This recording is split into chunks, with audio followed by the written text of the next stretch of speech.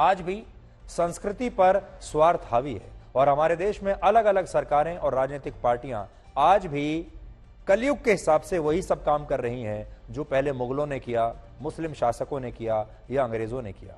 आज की जो राजनीतिक पार्टियां हैं वो आपको मुफ्त बिजली देती हैं, मुफ्त पानी देती हैं, मुफ्त राशन देती हैं, मुफ्त की दूसरी सुविधाएं देती हैं। बहुत सारे नेता पैसा भी बांटते हैं, आपको बेरोजगारी भत्ता देते हैं और फिर इसके बदले में वो चुनाव जीत जाते हैं क्योंकि आप सब उन्हें इसके बदले में वोट दे देते हैं।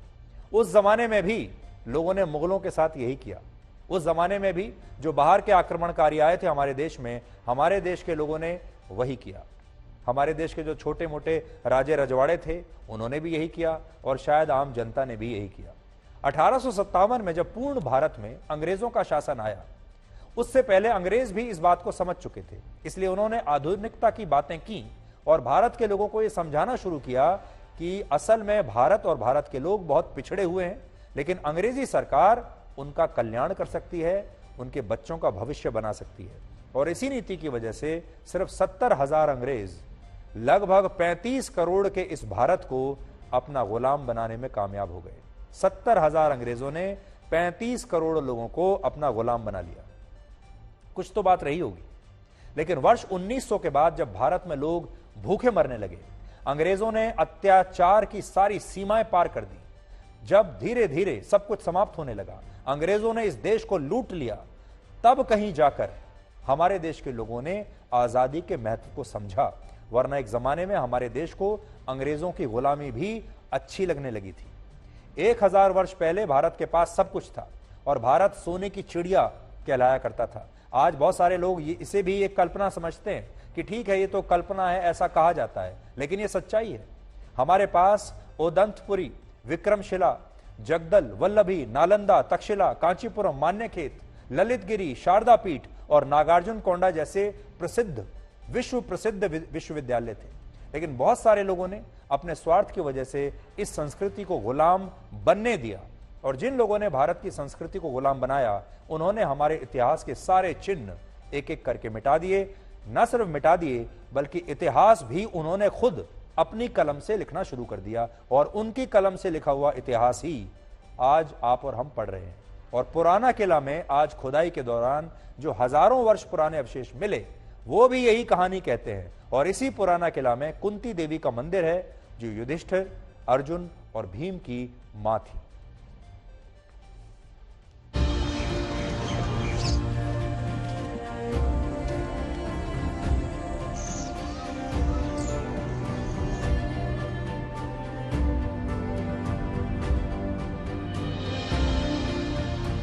मैं मौजूद हूं उसी एक्सकेवेशन साइट पर जहां पर पुराना किला में ये एक्सकेवेशन चल रही है और ये जो आप रिंग वेल देख रहे हैं, इसी रिंग वेल के नीचे बताया जा रहा है कुछ ऐसे एविडेंसेस मिले हैं जिससे आप इस पूरी साइट को महाभारत काल से जोड़ सकते हैं। ये जो रिंग वेल है ये मौर्य काल का है, जिसको कि हम लगभग 3री-4री शताब्दी ईसा पूर्व का इसको मानते हैं। और इसका वर्किंग लेवल जो टॉप पोर्शन है वहाँ पर है, वहाँ इसका प्लिंथ एरिया है। ये रिंग वेल बनाया जाता था जो टेराकोटा पकी मिट्टी के डिफरेंट रिंग्स को एक दूसरे के अंदर पिरो के, ताकि जो कुएं का जो मतलब बांध काम के रूप में इसको किया जाता ताकि कुआं धंसे नहीं। और मौर्य काल के नीचे जब हम आते हैं, लेकिन जो हम लोगों ने एक्सकेवेशन किया तो इसका जो लास्ट रिंग है इससे लगभग जो है 70-80 सेंटीमीटर नीचे हमें कुछ पेंटेड ग्रे वेयर के शर्ट्स प्राप्त हुए। और जैसा कि भारतीय इतिहास में या इंडियन आर्कियोलॉजी में भी हम बात करें, ये एक वेल इस्टेब्लिश फैक्ट है जो कि प्रोफेसर बीबी लाल साहब ने ये मत दिया था। उन्होंने महाभारत में उल्लेखित विभिन्न स्थलों पर खुदाई की और सभी खुदाई में जो है निचले स्तर पर पेंटेड ग्रे वेयर प्राप्त हुआ। तो ये उन्होंने स्थापित किया कि पेंटेड ग्रे वेयर जो कल्चर है वही महाभारत का कल्चर है और ये एक सर्वमान्य तथ्य है। तो उसी के आधार पर चूंकि जब हमें यहाँ पेंटेड ग्रे वेयर शर्ट्स मिले हैं तो ये हम कह सकते हैं कि उस काल में यहाँ पे कोई ना कोई गतिविधि थी। उस काल में कुछ न कुछ गतिविधि थी। आपके हाथ में वो शर्ट्स हैं, ये दरअसल पॉटरी का एक स्टाइल होता है, उसके जो टुकड़े हैं वो डॉक्टर साहब हमको दिखाएंगे। सर थोड़ा इनके बारे में बताइए। कि ये जो पेंटेड ग्रे वेयर है इसको इसलिए बोला जाता है, ग्रे वेयर इसके कलर के हिसाब से है और पेंटिंग मतलब इसमें ये जो आप देख रहे हैं ब्लैक डॉट्स हैं या जो लाइन है स्ट्राइक्स केवल किए गए हैं, तो ये जो पेंटिंग्स हैं इसके बेस पे, क्योंकि ग्रे कलर की पॉटरी है, उस पर ब्लैक पेंटिंग है, तो पेंटेड ग्रे कल्चर इस नाम से जाना जाता है। ये वेल नेविगेटेड क्ले से बनते हैं और अच्छी तरीके से पकाए हुए होते हैं। यदि आप इसके साउंड भी सुनेंगे तो ये साउंड जो है, इसमें एक मेटेलिक साउंड आपको फील होगा। तो इस पात्र परंपरा को ही जो है, कितने पुराने होंगे ये टुकड़े अंदाजन आपके साथ? अभी तक जो तिथि निर्धारण के हिसाब से हम इसको लगभग 1100-1200 ईसा पूर्व की हम लोग बात करते हैं। 3000 से 3200 वर्ष पुराने, लगभग वही काल इसका आता है। थोड़ा सा ये मिट्टी, क्योंकि हम बहुत नीचे हैं, मैं चाहूंगा मेरे कैमरा पर्सन साजिद आपको दिखाएं कि हम सरफेस से कितना नीचे हैं। इतनी खुदाई हो चुकी है यहाँ पर और तकरीबन 10 मीटर तक अगर मैं गलत नहीं हूँ। हाँ, जो हम अभी लोअर लेवल पे जा रहे हैं वो 10 मीटर पे हम लोग टच कर चुके हैं और वहाँ पर जो पूरा सेक्शन है आप देख सकते हैं। सेक्शन में एक पर्टिकुलर लेवल के बाद से आप देखेंगे कि एक सिल्ट का डिपॉजिट हमें आ रहा है, जो संभवतः नदी का जमाव है या उस समय किसी बाढ़ के प्रमाण है। तो ये जो डिपॉजिट हम जो सिल्ट की बात करते हैं, ये निश्चित रूप से चूंकि यमुना नदी पास में है, तो या तो उसके जो है ये प्रमाण है कि उस समय में किसी काल में जो बाढ़ का डिपॉजिट है उसको हम यहाँ पे देख पा रहे हैं।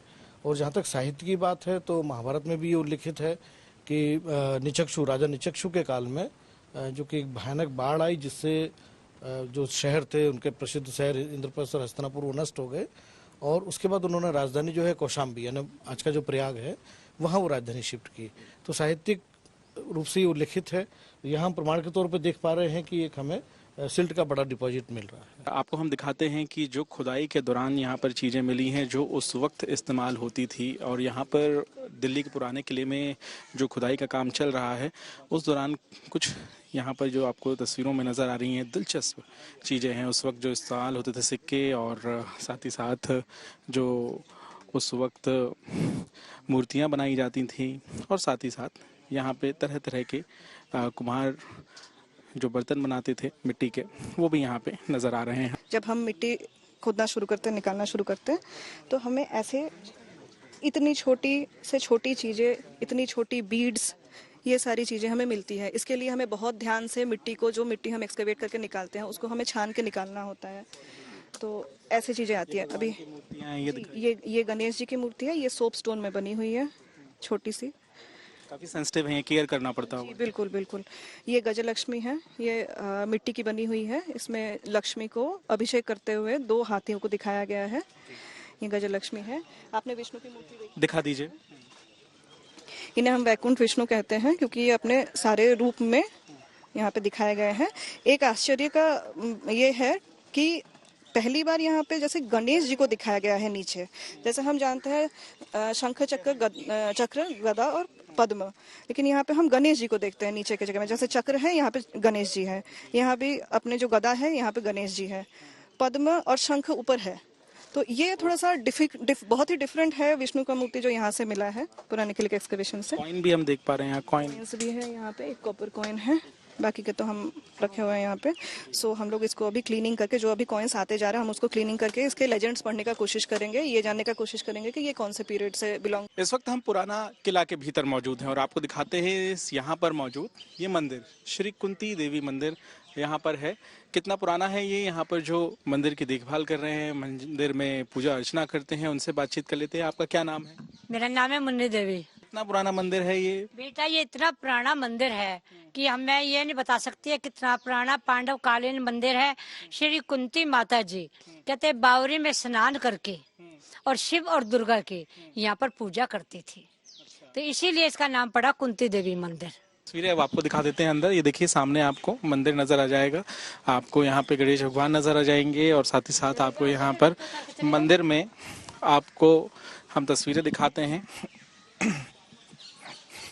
यहाँ पे शिव मंदिर भी है, और यहाँ आप देखिए इस मंदिर में देवी देवता और कुंती माता के भी दर्शन हम आपको करा देते हैं। और ये देखिए यहाँ कुंती माता है, ये विष्णु भगवान जिनको वो करते हैं, तो ये क्या नाम, शालिग्राम जी।